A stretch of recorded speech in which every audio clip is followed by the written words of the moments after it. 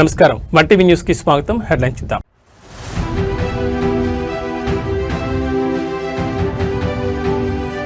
భవానీపురం జోజీనగర్ లో ఇళ్ల కూల్చివేతలతో తీవ్ర ఉద్రిక్తత. నిరసనగా రోడ్డుపై బైఠాయించిన బాధితులు.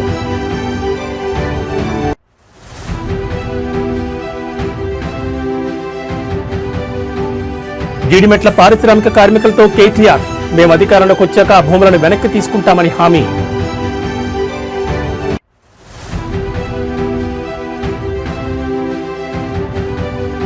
రైతు సంతోషంగా ఉంటేనే రాష్ట్రం సంతోషంగా ఉంటుంది. మాజీ సీఎం జగన్ వ్యాఖ్య.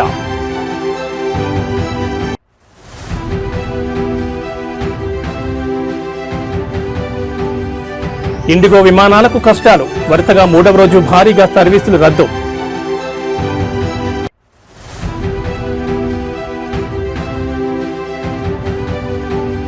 ప్రముఖ సీనియర్ నిర్మాత ఏబిఎం శరవణన్ కన్నుమూత. ఏబిఎం బ్యానర్ పై 176 చిత్రాలు నిర్మించిన ఘనత. ఇక డీటెయిల్స్ చూస్తే దక్షిణాది చిత్రసీమకు చిరునామాగా నిలిచిన ఏవిఎం ప్రొడక్షన్స్ అధినేత ప్రముఖ నిర్మాత ఏవిఎం శరవణన్ కన్నుమూశారు.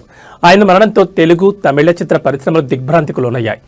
ఏవిఎం ప్రొడక్షన్స్ వ్యవస్థాపకుడు ఏవి మేయప్పన్ కుమారుడైన శరవణన్ తండ్రి మరణానంతరం నిర్మాణ సంస్థ బాధ్యతలను స్వీకరించి విజయవంతంగా ముందుకు నడిపించారు. ఎంజీఆర్, శివాజీ గణేశన్ నుంచి రజనీకాంత్, కమల్ హాసన్ వంటి అగ్రశ్రేణి నటులతో ఎన్నో ప్రతిష్టాత్మక చిత్రాలు నిర్మించారు. ఏవిఎం బ్యానర్ పై వివిధ భాషల్లో సుమారు 176 సినిమాలు ఆయన నిర్మించారు. తెలుగులో సంసారం ఒక చదరంగం, లీడర్, జెమిని వంటి హిట్ చిత్రాలతో పాటు తమిళంలో శివాజీ, మెరుపు కళలు వంటి బ్లాక్ బస్టర్లను ఆయన అందించారు. సినిమాలే కాకుండా తెలుగు, తమిళం, మలయాళంలో పలు సీరియళ్లను కూడా నిర్మించారు. 2014లో వచ్చిన ఎదువం కదాందు పొగుం ఈ బ్యానర్లో వచ్చిన చివరి చిత్రం. ఆ తర్వాత 2022లో అరుణ్ విజయ్ హీరోగా తమిళ్ రాకర్స్ అనే వెబ్ సిరీస్ నిర్మించారు. శరవణన్ కుమారుడు ఎంఎస్ గుహన్ కూడా నిర్మాతగా కొనసాగుతున్నారు. శరవణన్ మృతి పట్ల పలువురు సినీ ప్రముఖులు, నటులు తీవ్ర సంతాపాన్ని వ్యక్తం చేశారు.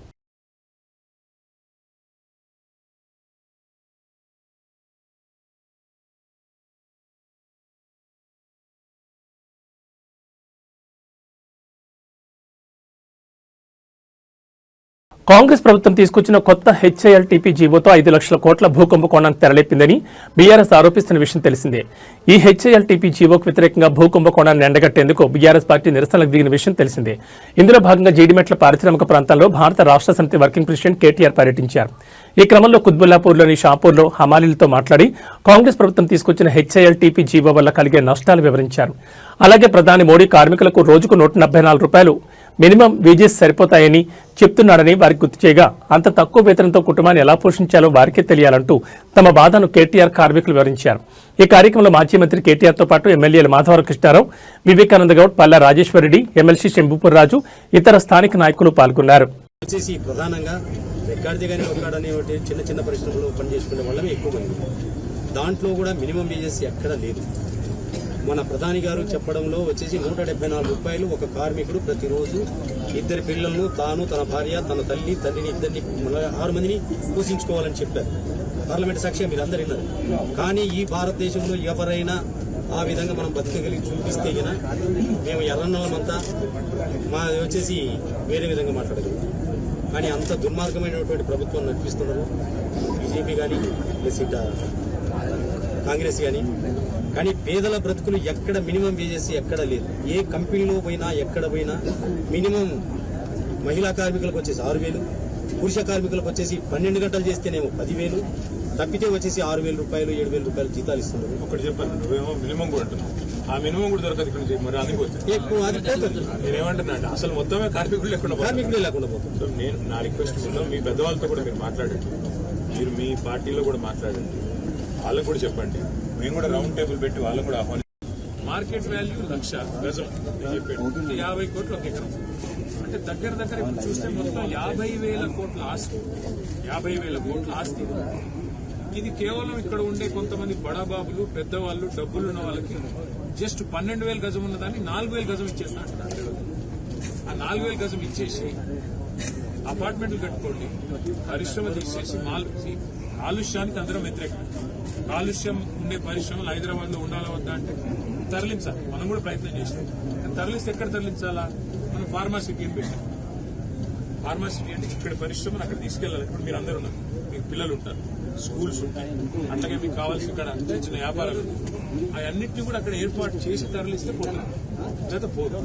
కాబట్టి తరలించాలంటే కూడా మొత్తం వ్యవస్థ ఏర్పాటు చేయాలి. ఈయన ఏం చేస్తున్నాడు, ₹1,00,000 గజం ఉన్న దాన్ని కొంతమంది బడా బడా సీట్లు 4,000 గజానికి అమ్ముతారు. వాళ్ళు ఏం చేస్తారు, వీళ్ళ అన్నదమ్ములకు వీళ్ళ బడా ఇక్కడ కాంగ్రెస్ లీడర్లకు బ్యాక్ ఎండ్ లో ఒప్పందాలు చేసి ఒక 10 తరాలకు సరిపడా ఆస్తిని కూడబెట్టుకునే ప్రయత్నంలో ఉన్నారు. హైదరాబాద్ లో మీకు గుర్తులాపూర్ ఒక పార్క్ కడదామంటే జాగలేదు. అన్న చెప్తున్నాడు ఇందిరమ్మ ఇండ్లు ఇవ్వచ్చు కదా, మరి మీకు ఇందిరమ్మ ఇండ్లు కడతా అన్నాడు. మరి ఇందిరమ్మ ఇండ్లు ఇందులో సగం తీసుకొని కట్ట ఎవడతానండి. ఇందిరమ్మ ఇండ్లకు జాగలేదు, రోడ్ వైడనింగ్ చేద్దామంటే జాగలేదు, పార్కింగ్ కి జాగలేదు, ఆఖరికి చచ్చిపోతే బొందలగడ్డకు జాగలేదు. ఇవన్నీ ఇట్లా పెట్టుకొని అపార్ట్మెంట్లు మాల్స్ ఇష్టం ఉన్నట్టు కట్టుకొని నేను పర్మిషన్ ఇస్తాను. కరెక్టా? నేను ఈ ప్రభుత్వానికి చెప్పేది ఒకటే, మీరు ఈ 5 లక్షల కోట్ల ప్రభుత్వ ఆస్తి ప్రజల ఆస్తి, ప్రభుత్వ ఆస్తి అంటే ప్రజల ఆస్తి, దీన్ని సరైన పద్ధతిలో వినియోగించండి. పేదలకు ఇల్లు కట్టివ్వండి, మేము వ్యతిరేకం కాదు. ఈ భూములు వెనక్కి తీసుకోండి, కావాలంటే 50%, 60% వెనక్కి తీసుకోండి. గ్రీన్ ఇండస్ట్రీలు పెట్టండి, మేము వ్యతిరేకించట్లేదు. అట్లాగే ఐటీ పార్కులు పెట్టండి, మేము వ్యతిరేకించట్లేదు. కానీ పారిశ్రామికవేత్తలకు అడ్డికి పావుషేరుకు రాసిస్తాం. మీరు ఇష్టం ఉన్న అపార్ట్మెంట్లు కట్టుకోండి, మాల్స్ కట్టుకోండి, మీరు ఎంజాయ్ చేయండి. ప్రజల సొమ్మును మీరు అత్త సొమ్ము అల్లుడు దానం అన్నట్టు మేము దానం చేస్తాము, మీరు అమ్ముకోండి, ఇష్టం ఉన్నట్టు చేసుకోండి అంటే బీఆర్ఎస్ చూస్తూ ఊరుకోదు. నేను పారిశ్రామికవేత్తలు కూడా చెప్తా ఉన్నా, మీరు ఈ ప్రభుత్వం ఇచ్చే ఆషాఢపు సేల్ ఆఫర్ లాంటి ఆఫర్లు తీసుకొని మీరు 4 డబ్బులు కట్టి ఇది మాది అయిపోతుంది అని మీరు అనుకుంటే మీరు పప్పులో కాలేస్తున్నారు. ఖచ్చితంగా మళ్లీ వచ్చేది బీఆర్ఎస్ ప్రభుత్వమే. మేము ఈ HILTP అనే పాలసీ ఏదైతే ఉందో దీన్ని ఖచ్చితంగా రద్దు చేస్తాం. ఇవాళ ఎవరైనా డబ్బులు పెడితే మీరు నష్టపోతారు. ఇక్కడ కార్మిక నాయకులతో మాట్లాడినాం, వారు అంటున్నారు ఈ ప్రాంతంలో 3-4 లక్షల మంది కార్మికులు ఉన్నారు, మరి మేమెక్కడ పోవాలా అని వారు మాట్లాడుతున్నారు. అంటే నిజంగా ఒక పరిశ్రమను తరలించాలంటే కూడా కొంత ప్లానింగ్ ఉండాలి.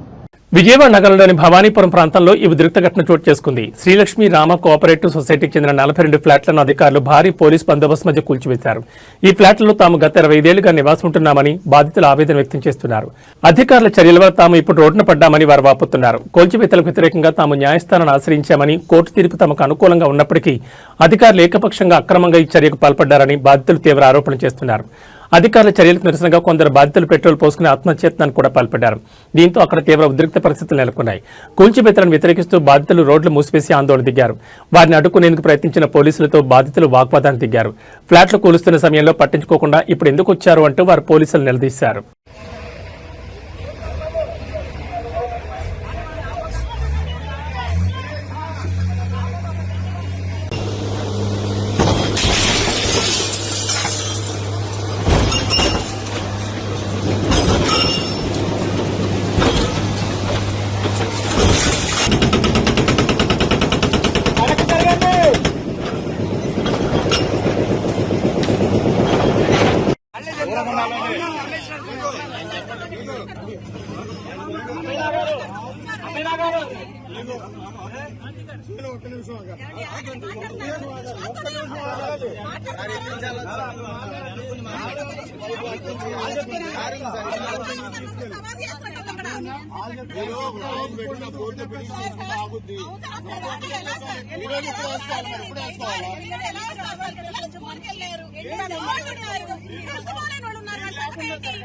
ఒక మనిషికి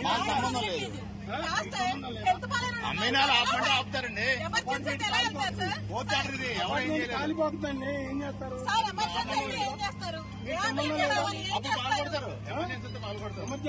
ఎమర్జెన్సీ కాదా? నేను పేషెంట్ని 7 నెలల నుంచి ఇంట్లోంచి బయటకు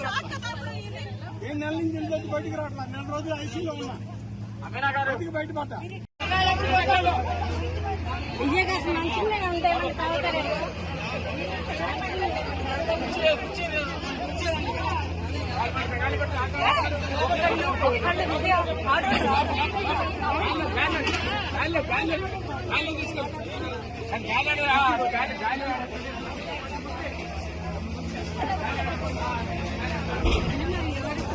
ఆంధ్రప్రదేశ్ రాష్ట్రంలో కూటమి ప్రభుత్వంతో రైతులు సంతోషంగా లేరని మాజీ సీఎం జగన్ తీవ్ర విమర్శలు చేశారు.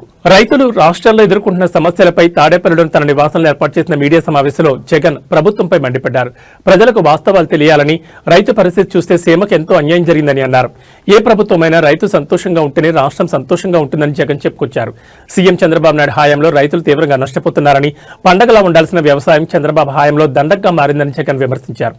తన హయాంలో రైతులకు ఉచిత పంటల బీమా హక్కు లభించిందని, కేవలం 19 నెలల పాలనలో 17 సార్లు ప్రకృతి వైపరీత్యాలు సంభవించిన 84 లక్షల మంది రైతులలో 19 లక్షల మందికి మాత్రమే పంటల బీమా అందిందని జగన్ పేర్కొన్నారు.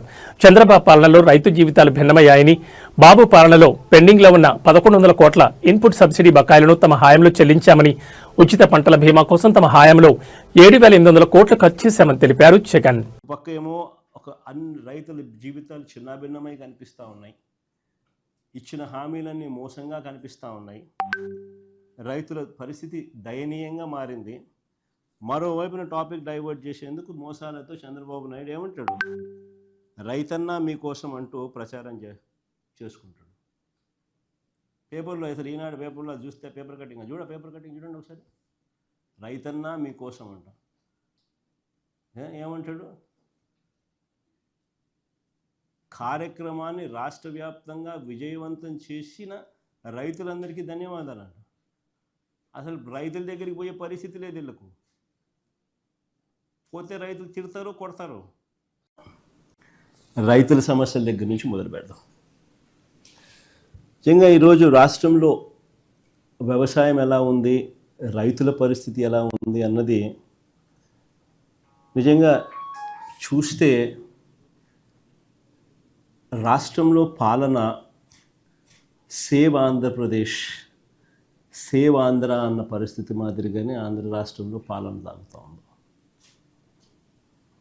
అందరూ కూడా దేశం మొత్తం కూడా హలో ఇండియాస్, మా రాష్ట్రం వైపు ఒకసారి చూడండి అని చెప్పి నిజంగానే ప్రతి ఒక్కరం అనాల్సిన పరిస్థితిలోనే ఈ రాష్ట్రంలో ఈరోజు పాలన సాగుతూ ఉంది.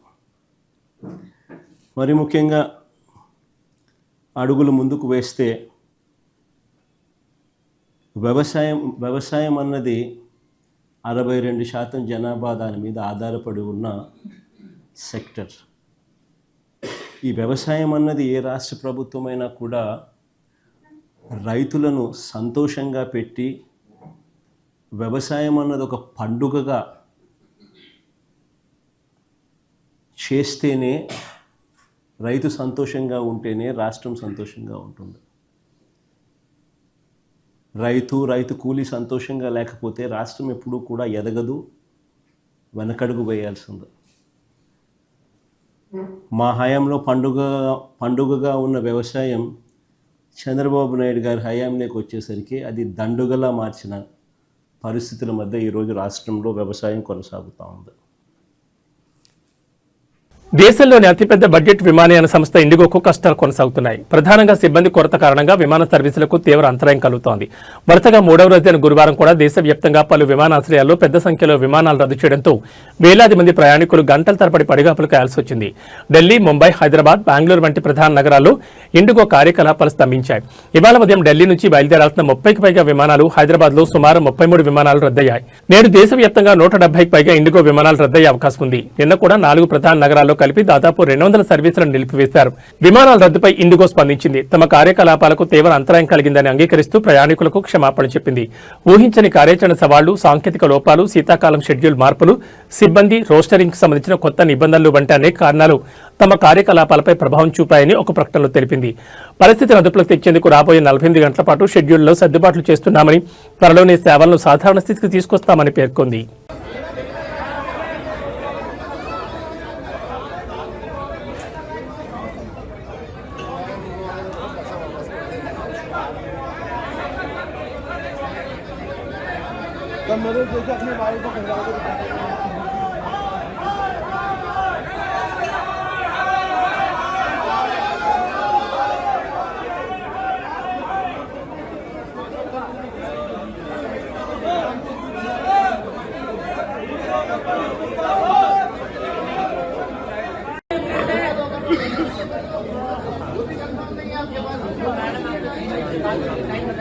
अगर ये जवाब नहीं दे पा रहे तो इंडिया लेवल तो होंगे ना, इंडिया लेवल पर होंगे ना।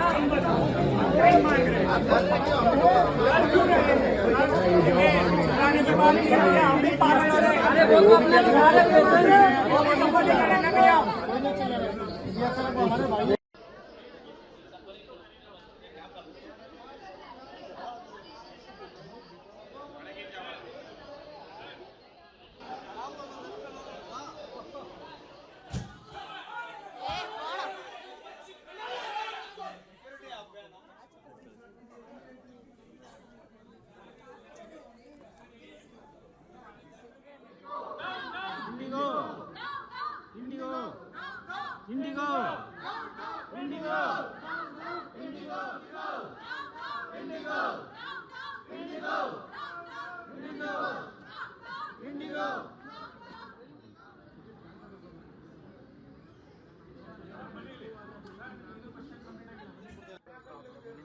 ಅವ್ರು ಎಲ್ಲಿ ಕೂತಿದ್ದಾರೆ ಈಗ ಕೂತಿದ್ದಾರೆ ಎಲ್ಲಿದ್ದಾರೆ ಅವ್ರು ಅಲ್ಲ ಎಲ್ಲಾದ್ರೂ ಇದೆ ನಮ್ಗೆ ಅದ್ರ ಬೇಕಿಲ್ಲ ಸರ್ ಇವಾಗ ಆಲ್ಟರ್ನೇಟಿವ್ ನಮ್ಗೆ ಅಟ್ಲೀಸ್ಟ್ ಬೇರೆ ಫ್ಲೈಟಲ್ಲಿ ಆದರೂ ಅರೇಂಜ್ ಮಾಡ್ತಾರೆ ಅಲ್ಲ ಕನ್ನಡಕ್ಕೆ ಟಿಕೆಟ್ ಬೇಕು ಕನ್ನಡಕ್ಕೆ ದುಡ್ಡು ಬೇಕು ಕನ್ನಡ ಏರ್ಪೋರ್ಟು ಬೇಕು ಮತ್ತೆ ಕನ್ನಡ ಬರೋದಿಲ್ಲ ಮಾಡಿ ಮಾಡಿ ಮಾಡಿ ಹಿಂದಿಗೂ ಹೇಳ್ತೀನಿ ಒಂದು నీచ కడపే నైరుతి బంగాళాఖాతంలోని వాయుగుండం తీవ్ర అల్పపీడనంగా బలహీనపడి పశ్చిమ దిశగా కదులుతోందని భారత వాతావరణ విభాగం అంచనా వేసింది. ఇది ఈ రోజు అల్పపీడనంగా బలహీనపడుతుందని వెల్లడించింది. ఈ ప్రభావంతో తమిళనాడులో మరో 2 రోజుల పాటు భారీ నుంచి అతి భారీ వర్షాలు కొనసాగుతాయని వెల్లడించింది. ఈ క్రమంలో ఏపీలో ఇవాళ నెల్లూరు, తిరుపతి జిల్లాలో భారీ వర్షాలు కురిసే అవకాశం ఉందని విపత్తుల నిర్వహణ సంస్థ తెలిపింది. ప్రకాశం, అనంతపురం, శ్రీ సత్యసాయి, వైఎస్ఆర్ కడప, అన్నమయ్య, చిత్తూరు జిల్లాలో తేలికపాటి నుంచి మోస్తరు వర్షాలు కురుస్తాయని పేర్కొంది. ప్రజలు అప్రమత్తంగా ఉండాలని సూచించింది. నిన్న సాయంత్రం 5 గంటల నాటికి తిరుపతి జిల్లా తొట్టంబేడులో 47.2 మిల్లీమీటర్లు, నెల్లూరు జిల్లా కృష్ణపట్నంలో 37.5 మిల్లీమీటర్లు, తిరుపతి జిల్లా మన్నార్ పోలూరులో 32.7 మిల్లీమీటర్లు, చిత్తూరు జిల్లా నిండలో 30 మిల్లీమీటర్ల వర్షపాతం నమోదైందని తెలిపింది.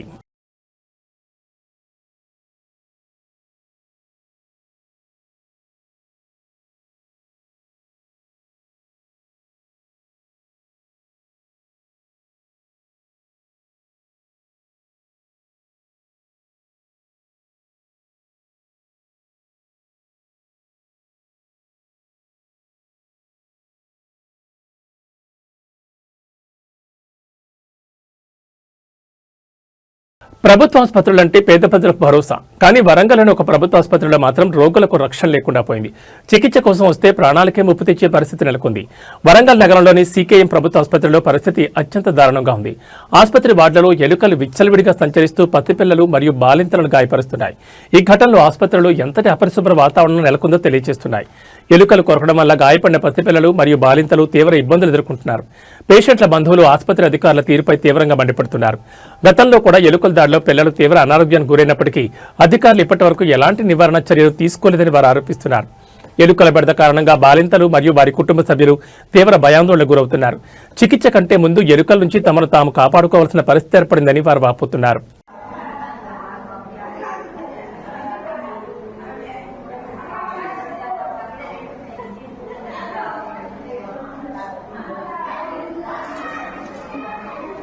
Gracias.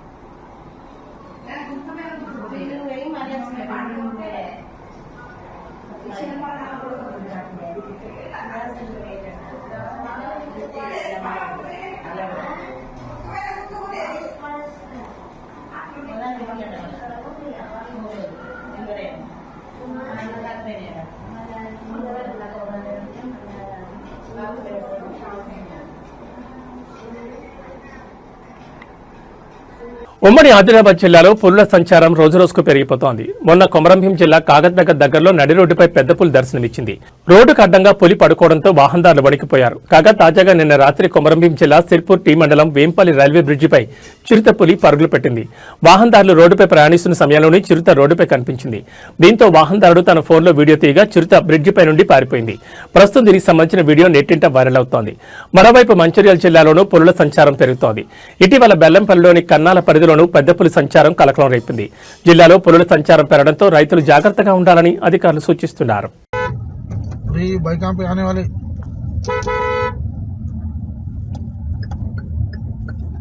చిడతాపులి చూడండి.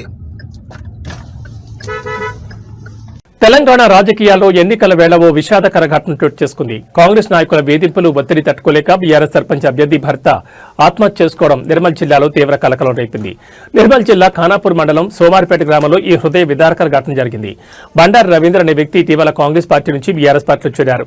స్థానిక ఎన్నికల్లో తన భార్య పుష్పను బీఆర్ఎస్ తరఫున సర్పంచ్ అభ్యర్థిగా నిలబెట్టారు. ఈ నేపథ్యంలో స్థానిక కాంగ్రెస్ నాయకులు రవీంద్రపై తీవ్ర ఒత్తిడి తీసుకొచ్చినట్లు ఆరోపణలు వినిపిస్తున్నాయి. పోటీ నుంచి తప్పుకోవాలని, తిరిగి కాంగ్రెస్ పార్టీలో చేరాలని రవీందర్ను బలవంతం చేసినట్టు తెలుస్తోంది. లేకపోతే తీవ్ర పరిణామాలు ఎదుర్కోవాల్సి ఉంటుందని వారు రవీందర్ను వేధింపులు గురి చేసినట్లు స్థానికులు చెబుతున్నారు.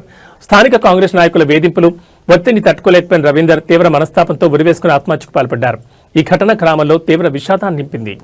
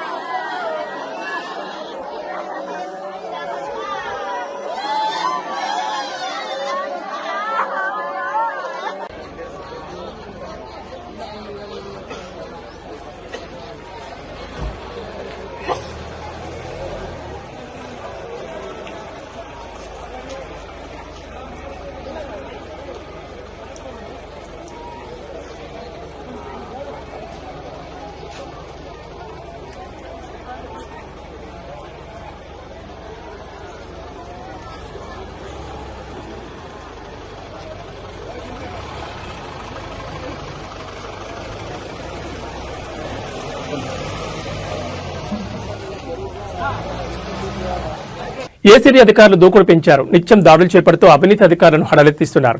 బాధితుల ఫిర్యాదు మేరకు లంచాలు తీసుకుంటున్న వారిని వలపని పట్టుకుంటున్నారు. అలాగే అక్రమాస్తుల కేసులో ఆకస్మిక తనిఖీలు చేపడుతున్నారు. Rangareddy land records ED Srinivas నివాసంలో గురువారం తనిఖీలు నిర్వహించారు. ఆయన ఇళ్లతో పాటు కలెక్టరేట్లో సైతం సోదాలు చేపట్టారు. హైదరాబాద్, రంగారెడ్డి, మహబూబ్ నగర్ జిల్లాలో తనిఖీలు కొనసాగుతున్నాయి. రంగారెడ్డి జిల్లాలో 6 చోట్ల సోదాలు నిర్వహిస్తున్నారు. ల్యాండ్ రికార్డ్స్ ఈడీగా శ్రీనివాస్ పెద్ద ఎత్తున అక్రమాస్తులు కూడబెట్టినట్లు అధికారులు గుర్తించారు. ఈడీ శ్రీనివాస్ షెల్ కంపెనీ సృష్టించి వ్యాపారం చేస్తున్నట్లు సమాచారం. రంగారెడ్డి కలెక్టర్ కార్యాలయంతో పాటు రాయదుర్గం మైహోం భూజాలు సైతం ఏసీబీ సోదాలు కొనసాగుతున్నాయి. ఆయన మహబూబ్ నగర్ లో ఓ రైస్ మిల్ కూడా నిర్వహిస్తున్నట్లు గుర్తించారు. దాడులకు సంబంధించి పూర్తి వివరాలు ఇంకా తెలియాల్సి ఉంది.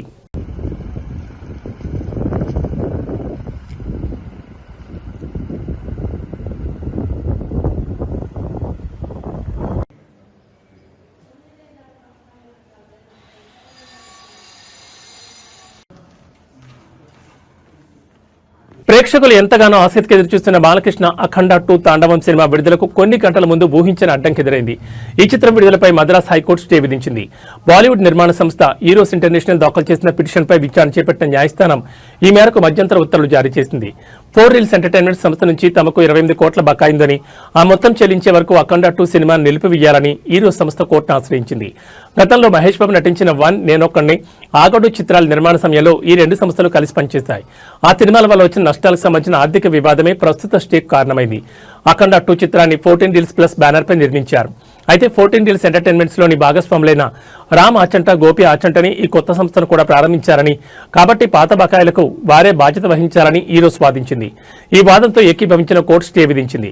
ఇవాళ పెయిడ్ ప్రీమియర్లతో సినిమాను విడుదల చేసేందుకు సిద్ధమవుతున్న నిర్మాతలకు ఈ తీర్పు పిడుగుపాటైంది. అయితే ఈ వివాదం కోర్టు బయట సెటిల్మెంట్ ద్వారా త్వరగా పరిష్కారం అవుతుందని, సినిమా విడుదలకు పెద్దగా ఆటంకం ఉండకపోవచ్చని ఫిల్మ్ నగర్ వర్గాలు భావిస్తున్నాయి.